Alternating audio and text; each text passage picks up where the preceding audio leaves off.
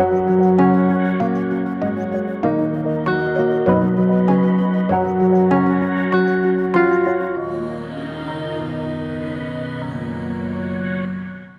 മാതാവ് പ്രത്യക്ഷപ്പെട്ട ഇയാൾ തരയിൽ സാക്ഷ്യം പറയാൻ അവസരം നൽകിയതിന് അമ്മ മാതാവിനും തിരുക്കുമാരനും കോടാനുകൂടി നന്ദി പറയുന്നു. സാക്ഷ്യം പറയാൻ താമസിച്ചതിന് ക്ഷമ ചോദിക്കുകയും ചെയ്യുന്നു.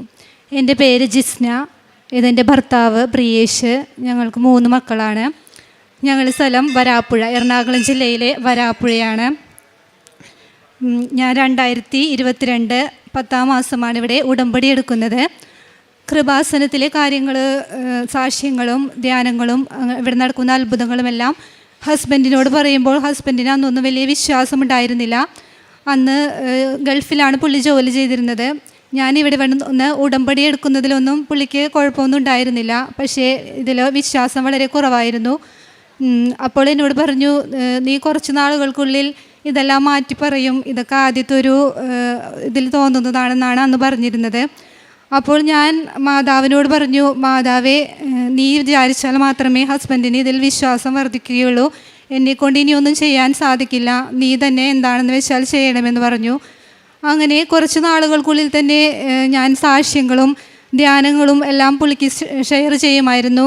അങ്ങനെ എന്തോ മാതാവിൻ്റെ അത്ഭുതത്താൽ കുറച്ച് നാളുകൾക്കുള്ളിൽ തന്നെ പുള്ളിക്ക് കൃപാസനത്തിൽ വലിയ വിശ്വാസം വന്നു തുടങ്ങി. ലീവിന് നാട്ടിൽ വന്നപ്പോൾ പുള്ളി ഇവിടെ വന്ന് ഉടമ്പടി എടുക്കുകയും ചെയ്തു. അങ്ങനെ കുറേ നാൾ മുന്നോട്ട് പോയി. ഞാൻ എൻ്റെ ഉടമ്പടി ആദ്യത്തെ പുതുക്കുകയും ചെയ്തു. ആ സമയത്താണ് ഞങ്ങൾക്കപ്പോൾ 3ാമതൊരു കുഞ്ഞിനെ കൂടി വേണമെന്ന് കുറേ നാളായി ആഗ്രഹമുണ്ടായിരുന്നു. എങ്കിലും അത് നടക്കുന്നുണ്ടായിരുന്നില്ല. അപ്പോൾ ഹസ്ബൻഡ് ഇവിടെ വന്ന് ഉടമ്പടി എടുത്തതിന് ശേഷം മാതാവിനോട് നിയോഗത്തിൽ വെച്ചില്ല എങ്കിലും ഞങ്ങൾക്കൊരു കുഞ്ഞിനെ കൂടി വേണമെന്ന് മാതാവിനോട് പറയുകയുണ്ടായിരുന്നു. കുറച്ച് നാളുകൾക്കുള്ളിൽ അത്ഭുതമെന്നോണം ഞങ്ങൾക്കൊരു കുഞ്ഞിനെ കൂടി ഞാൻ പ്രഗ്നൻ്റ് ആവുകയും ചെയ്തു. അങ്ങനെ മാസങ്ങൾ മുന്നോട്ട് പോയി, ഒരു കുഴപ്പവും ഉണ്ടായിരുന്നില്ല. 9ാം മാസത്തിൽ ഓപ്പറേഷൻ ചെയ്യാമെന്ന് ഡോക്ടർ പറഞ്ഞിരുന്നു. അതിനുവേണ്ടി ഞങ്ങൾ ഹോസ്പിറ്റലിൽ അഡ്മിറ്റായി. ആ രാത്രിയിലാണ് ഡോക്ടർ ഞങ്ങളോട് പറയുന്നത്, പ്ലേറ്റ്ലെറ്റ് കൗണ്ട് വളരെയധികം കുറവാണ്. 1.5 മുതൽ 4 ലക്ഷമാണ് നോർമൽ റേഞ്ച്. എൻ്റെ ഇത് 50,000-നും താഴെയായിരുന്നു. അപ്പോൾ ഈ ഒരവസ്ഥയിൽ ഒരു കാരണവശാലും നമ്മൾക്ക് ഓപ്പറേഷൻ ചെയ്യാൻ സാധിക്കില്ല. കാരണം ബ്ലീഡിങ് ഉണ്ടാവുകയാണെങ്കിൽ എന്തു തന്നെ വേണമെങ്കിലും സംഭവിക്കാം. ആൾ കോമ സ്റ്റേജിലായി പോകാം, ചലനമില്ലാത്ത അവസ്ഥയിലാകാം, ചിലപ്പോൾ മരണം വരെ സംഭവിക്കാം. അങ്ങനെ ഒരു അവസ്ഥ വന്നാൽ ഇവിടെ നമുക്കതിന് യാതൊരു സൗകര്യവുമില്ല. അതിനാൽ നിങ്ങൾ രാജഗിരിയിലേക്കോ അല്ലെങ്കിൽ കളമശ്ശേരി മെഡിക്കൽ കോളേജിലേക്കോ പോകണമെന്നാണ് ഡോക്ടർ പറഞ്ഞത്. അങ്ങനെ ഞങ്ങൾ അവിടെ നിന്നും കളമശ്ശേരി മെഡിക്കൽ കോളേജിലേക്ക് പോയി. അവിടെ ചെന്നപ്പോൾ അവിടുത്തെ ഡോക്ടർമാരും ഇതേ അഭിപ്രായം തന്നെയാണ് പറഞ്ഞത്. അവരും പറയുന്നത്, നിങ്ങളുടെ സ്വന്തം റിസ്കിൽ മാത്രമേ ഞങ്ങൾ ഓപ്പറേഷൻ ചെയ്യുകയുള്ളൂ, വേറെ ഒന്നും തന്നെ ഞങ്ങൾക്ക് ചെയ്യാൻ പറ്റില്ല എന്ന് പറഞ്ഞു. അപ്പോൾ ആ സമയത്ത് ഞാൻ ഉടമ്പടിയിലല്ലായിരുന്നു. പ്രഗ്നൻ്റ് ആയതിനു ശേഷം ഞാൻ ഉടമ്പടി പുതുക്കിയിട്ടുണ്ടായിരുന്നില്ല. എന്നാൽ ഹസ്ബൻഡിൻ്റെ ഉടമ്പടിയിൽ ഞങ്ങൾ മുന്നോട്ട് പോയിക്കൊണ്ടിരുന്നു. പ്രേക്ഷിത പ്രവർത്തനവും കാരുണ്യ പ്രവർത്തനങ്ങളും എല്ലാം ചെയ്തുകൊണ്ടിരുന്നു. അപ്പോൾ ഡോക്ടർമാർ ഇങ്ങനെ പറഞ്ഞപ്പോൾ ഞങ്ങൾക്ക് യാതൊരു പേടിയോ ഒന്നും തന്നെ തോന്നിയില്ല. എല്ലാം മാതാവിൽ അർപ്പിച്ചുകൊണ്ട് ഞങ്ങൾ എന്തിനും തയ്യാറാണെന്ന് എഴുതി കൊടുത്തു. അങ്ങനെ പിറ്റേ ദിവസം അവിടെ ഓപ്പറേഷൻ ചെയ്തു.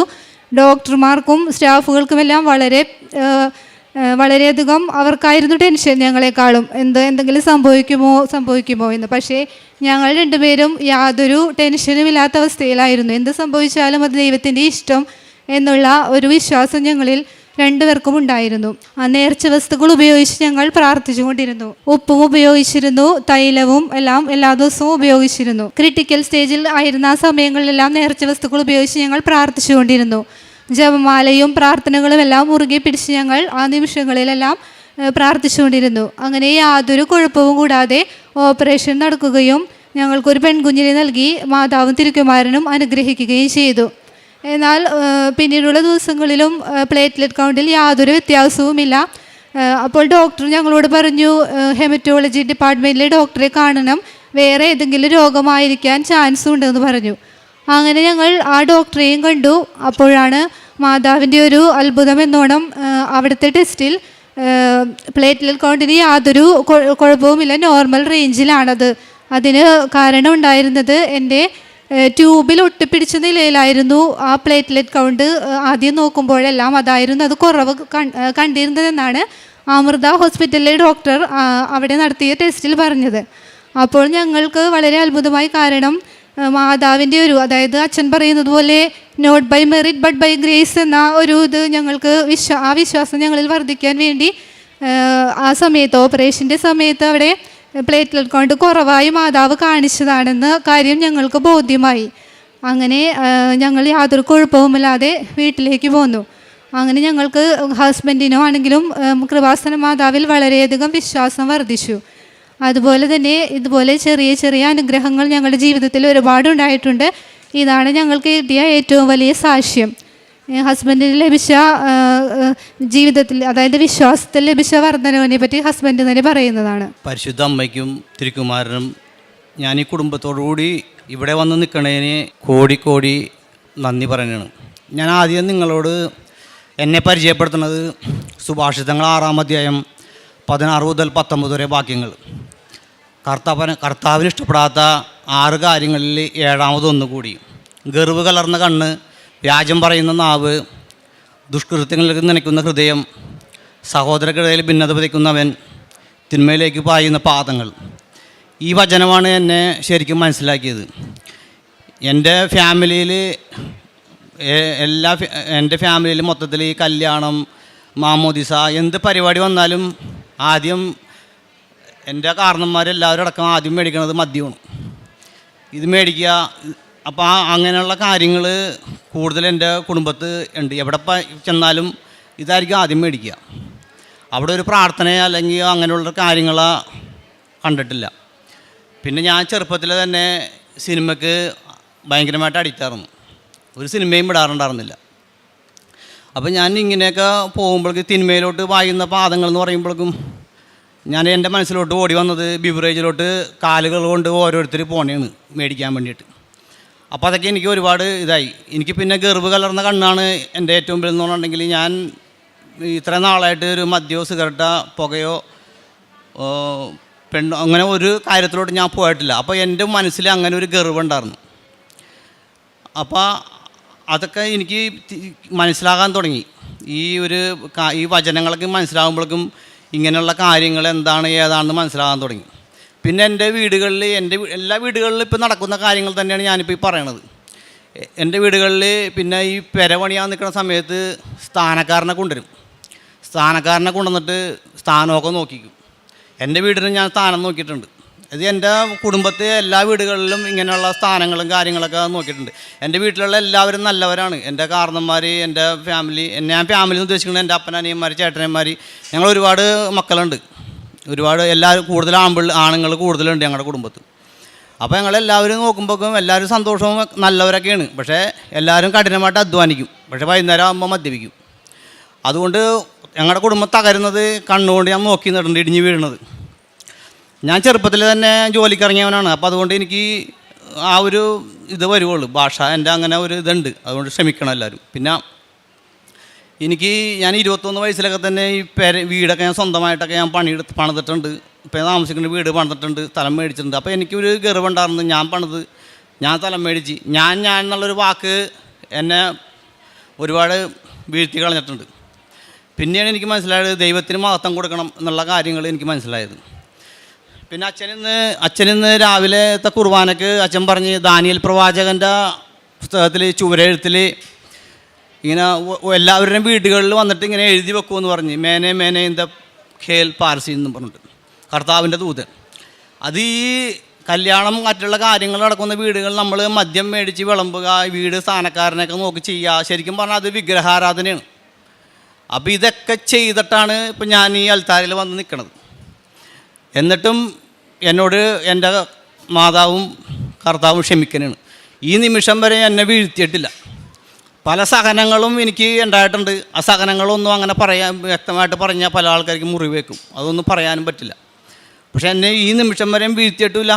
എനിക്ക് ഒരു കുടുംബം തന്ന് കർത്താവ് അനുഗ്രഹിച്ച് എൻ്റെ കുടുംബം യാതൊരു കുഴപ്പങ്ങളില്ലാണ്ട് അതിഭംഗിയായിട്ട് പോകണമുണ്ട്. അപ്പോൾ എനിക്ക് പിന്നെ ഞാനിപ്പോൾ ഈ എന്ത് സിനിമ ആദ്യം ഇറങ്ങിയാലും പോയി കാണുന്നൊരു ഇതായിരുന്നു. ഇപ്പം എനിക്ക് സിനിമ എന്താണെന്ന് പോലും അറിയില്ല. പിന്നെ എൻ്റെ വീടുകളിൽ ചാനൽ തന്നെ ഇപ്പോൾ ഞാൻ അങ്ങനെ അധികം ചെയ്യാറില്ല. ഇപ്പോൾ USB-ക്കകത്ത് പ്രഘോഷണങ്ങൾ ഡാനിയൽ പൂണത്തിങ്കളച്ഛൻ്റെ ജോസഫ് അച്ഛൻ്റെ ഒക്കെ പ്രഘോഷണങ്ങളൊക്കെ USB-യിൽ ചെയ്തിട്ട് TV-യിൽ കുത്തി വെച്ചേക്കും. TV ആദ്യം ഓണാക്കിയാൽ വന്നത് വചനമാണ്. അപ്പോൾ അത് എപ്പോഴും ഇങ്ങനെ കാണാൻ തുടങ്ങി. പിന്നെ എനിക്ക് കിട്ടിയ ഏറ്റവും വലിയൊരു അനുഗ്രഹം വെച്ചാണെങ്കിൽ ഇപ്പോൾ ഒരു കുർബാന രാവിലെ മുടക്കാറില്ല. എല്ലാ ദിവസവും രാവിലത്തെ കുർബാനക്ക് പോകാറുണ്ട്. കുർബാനക്ക് പോകുമ്പോൾ എനിക്ക് കുർബാന എന്താണെന്ന് ഇപ്പോൾ മനസ്സിലായി തുടങ്ങിയിട്ടുണ്ട്. കുർബാനക്ക് ഫ്രണ്ടിൽ പോയി നിന്ന് കഴിയുമ്പോഴേക്കും അൽത്താരയിലിട്ട് നോക്കി നിൽക്കുമ്പോഴേക്കും ആ കുർബാനയുടെ ആ ഒരു എഫക്റ്റ് മനസ്സിലോട്ട് ഇങ്ങനെ പയ്യെ എനിക്ക് കയറി തുടങ്ങിയിട്ടുണ്ട്. എനിക്ക് 45 വയസ്സായിട്ടുണ്ട്. ഞാൻ 5 വർഷമായിട്ടുള്ള ദൈവത്തിലോട്ട് അടുക്കാൻ തുടങ്ങിയിട്ടുണ്ട്.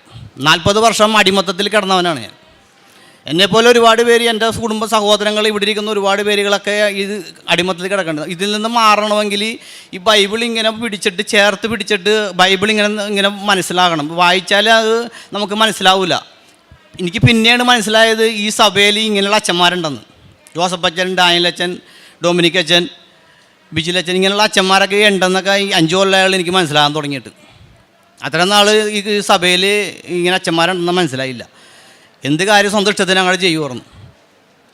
ഇപ്പോൾ ആ അച്ഛന്മാരുടെ ടോക്കുകൾ കേൾക്കും, ബൈബിള് ഇങ്ങനെ വായിക്കുമ്പോഴേക്കും ഇത് അച്ഛന്മാർ ഓരോ കാര്യങ്ങൾ പറയുമ്പോഴേക്കും എനിക്ക് മനസ്സിലായി തുടങ്ങി, ഇതിൻ്റെ അർത്ഥങ്ങൾ മനസ്സിലായി തുടങ്ങി. ബൈബിളിൽ കൂടി എന്നെ ഞാൻ വായിക്കും, എൻ്റെ കുടുംബത്തെ ഞാൻ വായിക്കും.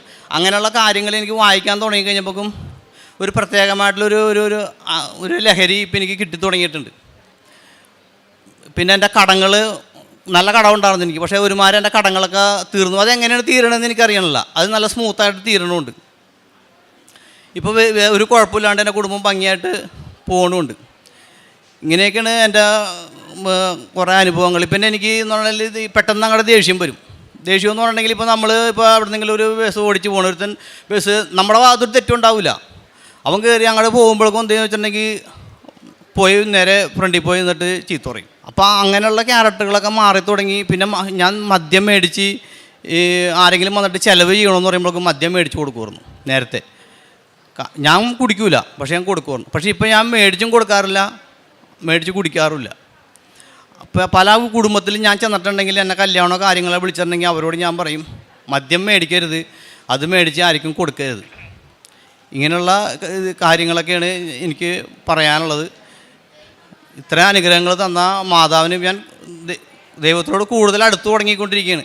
ഓരോ ദിവസം ചെല്ലുന്തോറുമാണ് ഇത് വെളിപ്പെട്ട് ഇങ്ങനെ കിട്ടുന്നത്, ഓരോ കാര്യങ്ങൾ കിട്ടുന്നത്.